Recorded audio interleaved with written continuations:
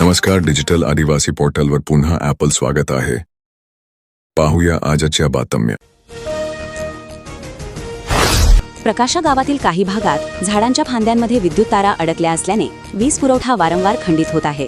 वाऱ्याच्या झोतामुळे या तारा एकमेकांना स्पर्श करीत असल्याने नागरिकांना त्रास सहन करावा लागत असून पावसाळ्यापूर्वी झाडांच्या फांद्या छाटण्याची मागणी नागरिकांकडून होत आहे.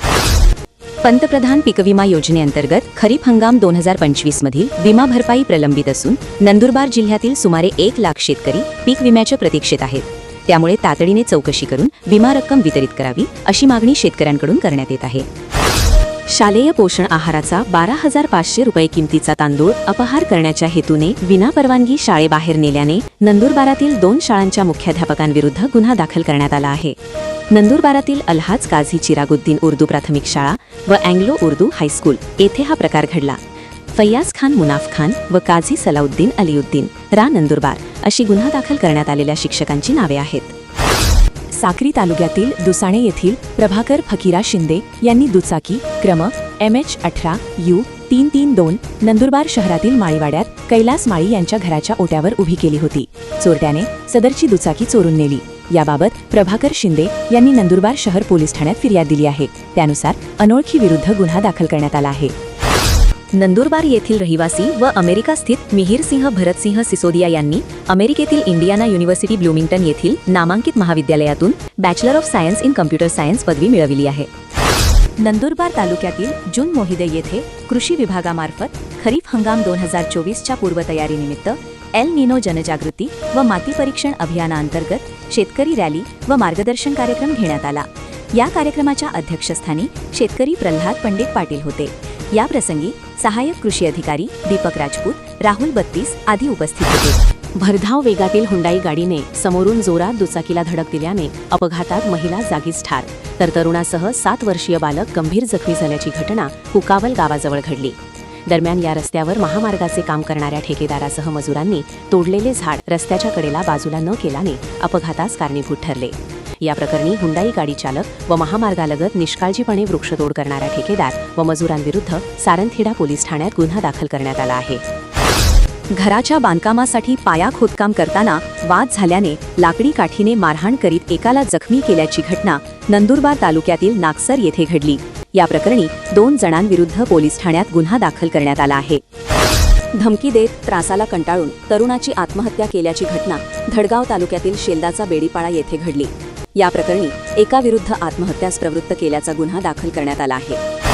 केंद्रीय माध्यमिक शिक्षण मंडळाने शैक्षणिक वर्ष 2026-27 पासून इयत्ता 9वी आणि 10वीच्या भाषा धोरणामध्ये मोठे बदल जाहीर केले आहेत.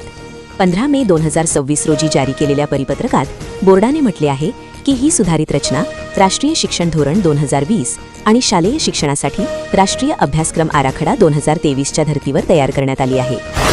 अक्कलकुवा तालुक्यातील शेळी गट लाभार्थ्यांना आमदार आमशा पाडवी यांच्या हस्ते शेळ्या व बोकडांचे वाटप करण्यात आले.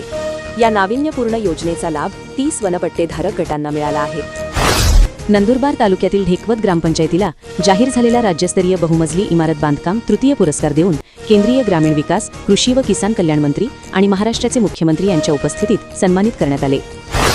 प्रधानमंत्री नरेंद्र मोदी यांनी 16 मे रोजी नेदरलँड्समधील द हेग शहरात अनिवासी भारतीयांच्या एका भव्य मेळाव्याला संबोधित केले.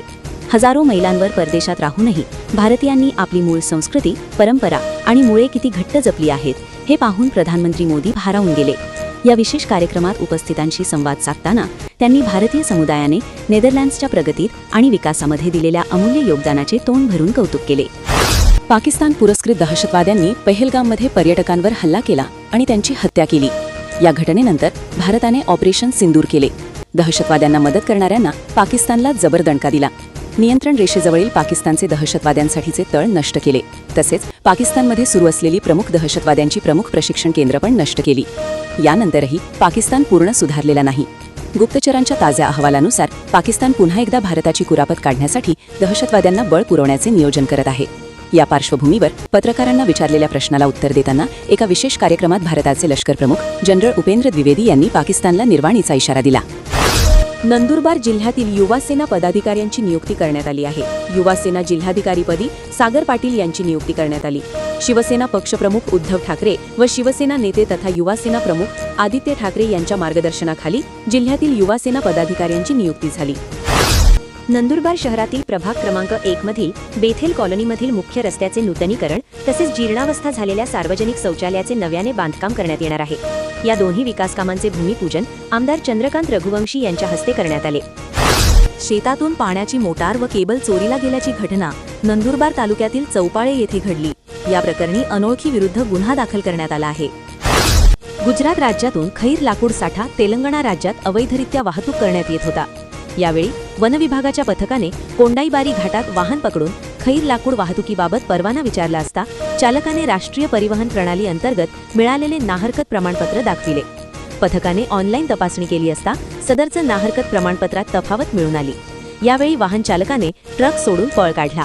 या प्रकरणी गुन्हा दाखल करण्यात आला आहे.